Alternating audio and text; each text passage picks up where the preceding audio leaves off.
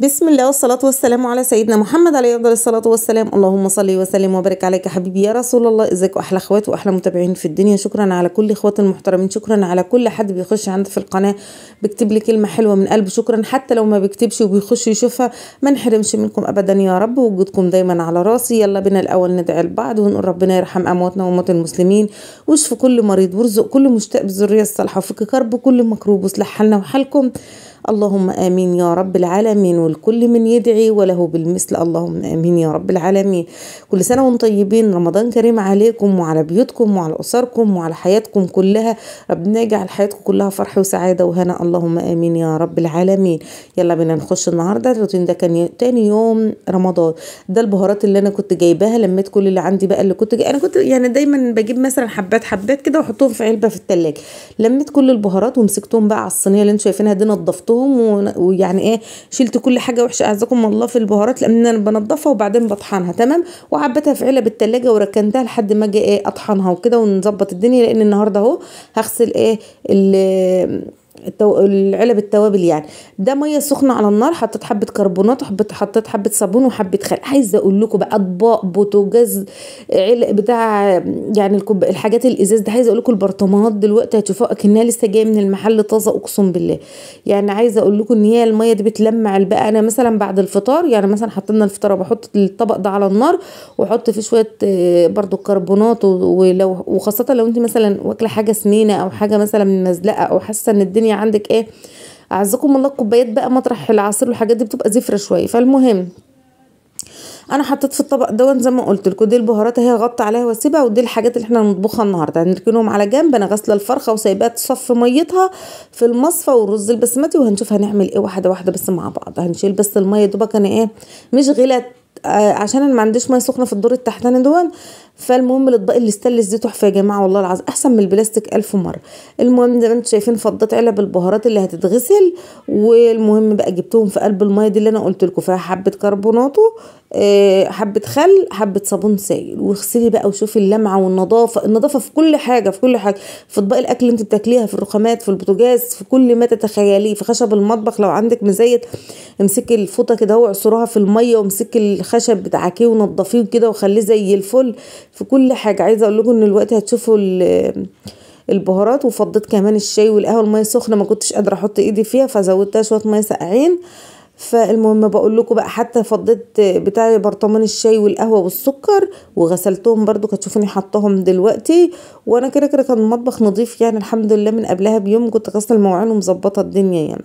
فالمهم الميه دي بقى فضلت جنبي على الحوض كده، اي حاجه عايزه اغسلها. عايزه اقول لكم ان المعالق بتبقى المعالق تصفر من ورا كده وما بتبقاش حلوه، السكاكين بتبقى برضك عليها فضلات اكل من كل ده. نقعيه في الميه السخنه دي وسيبيه، هتطلعيه اكنك لسه شارياهم من المحل. والله عايزه اقول لكم شوفوا دلوقتي، هتشوفوا البرطمانات دلوقتي انا غسلاها فله فله شمعه منوره اهو. شوفوا البرطمان عامل ازاي. تخيلوا بقى الكوبايات اللي بتشربوا فيها، الشفاشق اللي انتوا بتعملوا فيها عصير، كل ما تتخيلوا. كل ما بشوف ناس بتغسل حاجه من بره بتغسل حاجه من جوه، ما بتغسلهاش من بره. كل حاجتك من بره زي من جوه. الكوبايات قعر الكوبايه من بره زي قلب الكوبايه من جوه. كل حاجه لازم تتغسل وتتنضف. عشان انا هرجع واقول لكم تاني، انتوا اللي بتاكلوا وانتوا اللي بتشربوا وعايد عليكم كل ده تمام. هنا بقى هرجع لكم تاني اهو، حطيت فوطه وحطيت على دي بقى بتوع البهارات والسكر والشاي، وجهزت صواني بقى اللي هتدخل ساعة الفطار. دي صينية القهوة والتمر وكده، القهوة والسكر، ودي الصينية بتاعت الكوبايات والشفشق العصير والازاز اللي هتتملي مية تمام كده جاهزين. ده ايه بقى؟ ده العلبه دي كانت عندي فوق، فقلت بقى ايه يا بنتي بدل ما اقعد اعمل برطمانات كتير جبتها لقيتها متقسمه كده، فجبت بقى ايه جبت حطيت فيها الحاجات اللحم البهارات اللي هي الصحيحه. حطيت فيها دي حطيت الكبابه الصيني اهو زي ما انتم شايفين. الكيس كل ما اروح مثلا اجيب ب5 جنيه اجيب ب10 جنيه، فبتوفر عندي عشان انا بحب الحاجات دي تمام، بتبقى حلوه في الاكل والكلام ده. فالمهم حطيت الحبهان في ناحيه وحطيت الكبابه الصيني في ناحيه، ودي كانت عندي جوز الطيب اهي، كانوا التلاتة دول ب10 جنيه، الكبيرة الاتنين ب10 والصغيرين الوسط التلاتة ب10. وكمان فضيت البرطمانات اللي كنت باخد منها للاكل زي ما انتوا شايفين اهو، حطيتها وقلت بقى ايه هحط في الفاضيه دي قرنفل، بس القرنفل بقى ما طلعتش الكيس من التلاجة وكده. ودي المبشره اللي بعمل بقى جوز الطيب اهي، تبقى عندي عايزه للحوم اخد على طول واحط ايه بدل ما اقعد افك برطمانات كتير. لقيت عندي كزبره مطحونه وكمون مطحون، عبيتهم في البرطمانات دي جديده ونضيفه زي الفل اللي انا كنت جايباها معاكم في مشتريات رمضان. تمام، عبيتهم اهم، انا عم ابقى اكمل بقى الطحن والحاجات دي واجهز حاجتي اهو. وبعدين نشوف هنعمل ايه بقى تاني.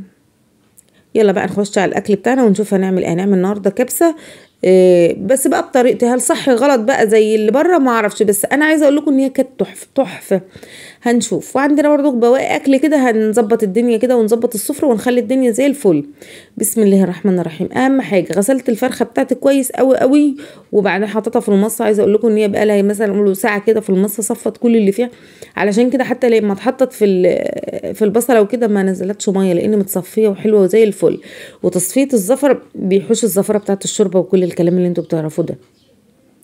المهم جبت بصلتين وسط كده وقطعتهم وحطيت شويه زيت، وهنشوحهم زي ما انتوا شايفين بالظبط على النار. راح ولعت البوتاجاز وانا شغاله، وقطعت البصل وحطيت حبه الزيت، وهقلب بقى البصلايه لحد ما البصلايه انا عايزاها تصفر، فاهمني؟ مش تتحمر، لا تصفر. فالمهم زي ما انتوا شايفين كده كنت بجيب معلقه وبغسل ايديا من البصل والكلام اللي انتوا عارفينه ده يعني. فضلا وليس امرا. لو بتحبوا اختكم حطوا لها لايك، ولو بتحبوني اكتر اكتبوا لي كومنت حلو او صلوا على النبي في الكومنتات. ورمضان كريم عليكم اللهم امين. هنا طبق بسله فايض من امبارح، وكان في كبده وقناصيه بتوع البط حطيتهم فيها، وكان عندي برضو شويه في التلاجة حبه لسان عصفور برضو هطلعهم واعملهم. ولان في عندي حد ما بياكلش الرز البسمتي، مالوش فيه يعني، فكان عندي طبق رز ابيض هسخنه برضو. وجبت فصين 2 توم حطيتهم مع البصل زي ما انتوا شايفين كده. والمهم خليكم معايا واحده واحده بس، واحنا هنمشي مع بعض زي الفل. هنا زي ما انتم شايفين البصلايه اصفرت بس. دي بقى بهارات الكبسه. تمام، انا بجيبها من عند العطار، وزي ما قلت لكم ده مش كلهم جايباهم مره واحده، يمكن جايباهم على 3 مرات. انا بحطهم في البرطمان. الحاجات اللي ما بطبخش بقى على طول دي كلها في التلاجة، يعني بهارات الكبسه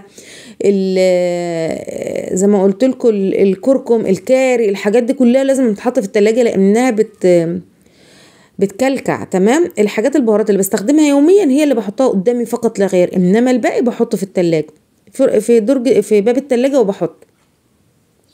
دي بهارات صحيحة وبهارات ناعمة. البهارات الناعمة حطيتها بيبقى جاي معاها بقى لومي وقرفة وحب ورق لوري وحبهان وزي ما انتم شايفين الشطوطه دي ما يشحمني، الشطوطه الحمراء اللي فيها دي ما يشحمني. حطيت بقى انا زودت فلفل اسمر، حطيت حبه كزبره ناشفه، وحطيت الفراخ مع البصلايه اهو زي ما قلت لكم كده. هقلب الفراخ كده تاخد من البصلايه ومن البهارات. انا حطيت بهارات ناعمه وبهارات خشنه زي ما قلت لكم اهو. انت بتروح عند العطار، لو عطار نضيف وحلو، انا قلت لكم ان انا بجيب من عند عطار الازهر اللي هو في الشارع الكبير اللي قصد فلافل بتاع الجيلاتي.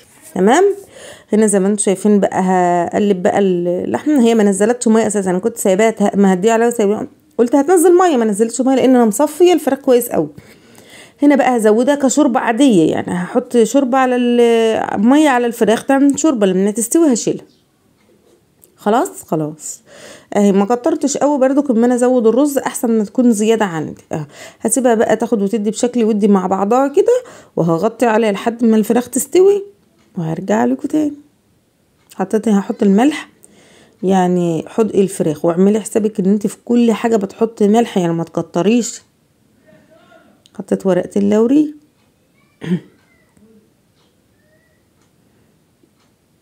غطي بقى يا بنتي وسيبهم كده ياخدوا ودوا بشكل ودي اهو. هنا بس بشوفها كده وبعدين هسيبها تاني، لسه الفراخ عايزه شويه. هي كده غلت اهي، هسيبها تكمل سوا وارجع لكم تاني بعد ما تستوي. عايزه اقول لكم ان انا كنت جايبه المطحنه دي فنزلتها، يعني قلت هطحن عليها بدل ما اطحن على الخلاط. هي كده كانت 295 اهي قبل الزياده، يعني هل دلوقتي بقى انا ما اعرفش. اهي كنت جايباها اساسا هي للبهارات بس، هي صغننه. انا شفت ناس كتير قوي جايباها وبتستعملها حلوه. هي الطبق او البتاع بتاعتها دي، السكينه دي اساسا لازقه في الاله ذات نفسها، ما بتتحركش، هو الغطا بس، وهي بتشتغل ضغط بنهز زرار ولا حاجه، انت بتتك عليها من فوق كده بتشتغل. فقلت ان شاء الله بقى كده اما اجي اظبط بهاراتي وحاجتي كده، عشان ايه، انا كنت عايزه اعمل شويه بهارات وحاجات، فالمهم ان انا مش هعملهم في الفيديو ده بصراحه، يعني هركنهم على جنب، وبعدين لو عملتهم بكره عملتهم، ما عملتوش. انا بقى بعمل لكم تاني يوم اللي هو تالت يوم رمضان. عايزه اقول لكم اول حاجه شتاء، يجي 5-6 ساعات الجو بيشتي، كهرباء قطع عندنا من امبارح، احنا يعني انا بسجل الظهر الظهر اذن والكهرباء ما جاتش، ما احناش عارفين هنعمل ايه، والله المستعان. المهم هعمل 2 سلطه، هعمل زبادي، هعمل هعمل طحينه ماشي، وهعمل سلطة زبادي بالخيار. تمام هنشوف مع بعض. انا حطيت شوية طحينة، حطيت كمون، حطيت معلقة خل، حطيت ليمونة كاملة، ما تحطوش المية لما تحط الخل والليمون لان ده سوائل. تمام، وبعدين لف الطحينة بقى واحدة ومعاك شوية المية لحد ما تلاقي السمك اللي انت عايزاه او الدرجة اللي انت عايزاها في الطحينة، عايزاها تقيلة عايزاها خفيفة براحتك، عايزة تحط عليها توم براحتك، عايزة تحط عليها زبادي براحتك. بصي كل الاكل حريه شخصيه، انت بتحبي حاجه انا ما بحبهاش، انا لا هحط زبادي ولا هحط بتاع اسفه توم ماشي، انا هعملها بس بخل وليمون وكمون وفقط لا غير، وادي الملح واللهم لك الحمد. عايزه اقولك انت هتاكلي احلى طحين. زي ما قلت لكم الطحينه بتتعمل بحاجات كتير، عايزه تعمليها بزبادي براحتك، عايزه تعملي حطي عليها توم براحتك، لكم مطلق الحريه. خلصنا الزبادي، قصدي خلصنا الطحينه وهركنها بقى على جنب. يلا نعمل بقى ايه الزبادي بالخيار. هنجيب مفيش اي مشكله، يعني حاجه سهله خالص. جبت الخيارتين وهبشرهم، في ناس بتقطعها، في ناس بتعملها في الكبه، لكن مطلق الحريه. في ناس بتبشرها زي ما انا هبشرها كده برضك، لكن مطلق الحريه في الحاجه اللي هتعمليها. بشرت الخيارتين، حطيت حبه نعناع ناشف، يعني عايزه اقول لكم ان ذره نعناع ناشف، عندك نعناع اخضر ممكن تحطيه. هحط علبتين الزبادي وهقلبه. هي المفروض يتحط عليها زيت زيتون، انا بقى مش هحط عليها زيت زيتون، لو انت ما بتحبيش نكهه زيت الزيتون ما تحطهاش، انا هحط بس نقطه زيت عادي، يعني لو ما تحطش خالص عادي مفيش مشكله. حطيت كمان ذره ملح، وهقوم بقى مقلباهم، وحط عليها عصره ليمونه مش ليمونه، عصره ليمونه. برضك عايزه تشيل الزيت وتشيل الليمون برضك براحتك خالص. انا قلت لكم الاكل اذواق، ولكن مطلق الحريه في اللي هتعمليه. هركنهم بقى على جنب لحد ما نيجي نغرف وهنعبي الاكل مع بعض. يلا نرجع للفراخ بتاعتنا ونشوف هنعمل اهو. ذره ملح بس، ذره ليمون وخلاص. هلم بقى حاجتنا واغسل مواعيننا وانضفها، وبعدين نيجي نطلع الفراخ، ننضف الحته حوالينا كده عشان نعرف نقف احنا بنشتغل يعني. المهم هنا الفراخ كانت استوت اهي، انا هشيلها في الصينيه دي والصينيه دي على الفرن. انا لا هحمرها في زيت ولا في سمنه ولا اي حاجه خالص، انا بحاول ان الاكل يكون خفيف جدا جدا جدا. هنا زي ما انتم شايفين هشيل انا جوزي اساسا بيتعمل الحاجه السمينه وما بيستحملش، لا بيحب التوم ولا بيحب الحاجه السمينه. المهم هنا زي ما انتم شايفين طلعت كل الفراخ. خدوا بقى البهارات بقى بالطعم الفراخ بالشوربه، شويه الشوربه على قد ما انتم شايفينهم صغيرين كده، بس هيخلوا الرز ايه ما شاء الله ما شاء الله ما شاء الله يا جماعه. هنا زي ما انتم شايفين هحط بقى الرز واقلبه في قلب الشوربه دي، بس هحط عليه اولا شويه كركم، وهحط عليه كمان شويه بهارات كبس، يعني ازود البهارات شويه يعني اهو. بسم الله ما شاء الله. هنا هحط كمان شويه بهارات كبس اهو. اخد بقى بهاراتي احطها في التلاجة لما عاوزها الاقيها. نمسح برطماناتي قبل ما اعينها، تفضل حاجتي نضيفه اول باول. حاجتك عندك لا تقعدي تكركبي ولا تنكشي ولا تعملي، على قد التنظيفه متاخدش منك وقت يعني. والحمد لله بطبخ بوتاجاز نضيف، انا ما بعرفش اطبخ على البوتاجاز وسخ ولا على الرخامه وسخه بصراحه يعني. هنا زي ما انتم شايفين وزي ما قلت لكم الشطيطه اللي في الرز ده مش حاميه اساسا، دي الشطه بارده. يعني عشان بله الرز فحطيت قعد الرز العادي المصري بتاعنا يعني، انما لو انت مش بلاه زودي كوبايه. تمام، حطيت كمان شويه ملح، واعملي حساب ان احنا حاطين ملح اساسا مع الفراخ مع الشوربه الاولانيه، فانا ما كترتش ملح، قولي قيمه معلقه واحده بس. هنا زي ما انتم شايفين بدا الرز يغلي خلاص نشف اهو. جبت الزبيب بقى، حط زبيب، انا ما عنديش مكسرات اكتر من الزبيب، انا لا عندي بقى كاجو ولا ماجو ولا فاجو ولا الكلام ده، ان شاء الله لما ربنا يبعته لنا هنبقى نحط. انا حطيت الزبيب وسبته بقى يتردد مع الرز، عشان احطه على العين الصغيره يتردد وارجع لكم تاني.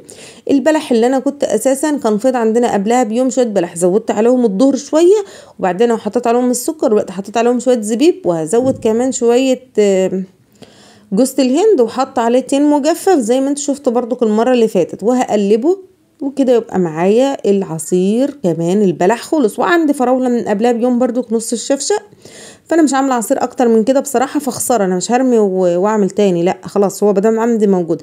عملت سلطه خضراء بقى بالبنجر والطماطم والكابوتشي والخيار والجزر، بسم الله ما شاء الله، شويه سلطه كده يفتحوا النفس. هنعبي بقى في البولات بتاعتنا. على فكره مش مهم الاكل قد ما مهم التقديم، ان انت تحطي لعيالك، خلي عندكم خلي لعيالك ذكرى في رمضان، ان انا عايزه رمضان يجي علشان اللي ماما بتعمله، علشان ان انا بقعد في حته انا مبسوط منها، ان انا فرحان بالسفره اللي ماما بتعملها. على فكره والله مش بكتر الاكل او بالحاجات، لا، بالحاجه اللي انت بتحطها شكلها حلو، بطبق شكله حلو. مش مهم ما تحطيش الحاجه في النيش وتفرحي بيها، طلعي طقم كلي فيه، افرحي انت وعيالك، فرحيهم، عرفيهم ان الحاجه دي جايه احنا فرحانين بها، رمضان ده شهر الفرحه، حاجه كده ربنا بيكافئنا بيها، واحنا برضو بنكافئ نفسنا بحاجه حلوه. احنا صايمين طول النهار، عايزين نقعد على سفره حلوه، في اكل حلو، في منظر حلو، في شكل حلو، فاهمني؟ هنا ده لسان العصفور اللي كان باقي معايا من قبلها بيوم، سخنته وحطيته في البولات. وهنا كان عندي بقى زي ما قلت لكم البسله برضو سخنتها. عايزه اقول لكم ان البسله دي بجد كانت تحفه اهو. هحطهم بقى عشان ايه بعد ما نخلص فطار نغسل بقى المواعين كلها وننضف، ما احطش بقى حلل في التلاجة بقى واعبي والكلام الفاضي ده. انتوا شايفين ان البنات كانت عماله بتشيل الاكل، انا بغرف وهم بيشيلوا. يلا بينا بقى نغرف الفراخ حطيتها تحت الشوايه في الفرن مش اكتر، لا حطيت زيت ولا سمنه ولا الهوا، تمام.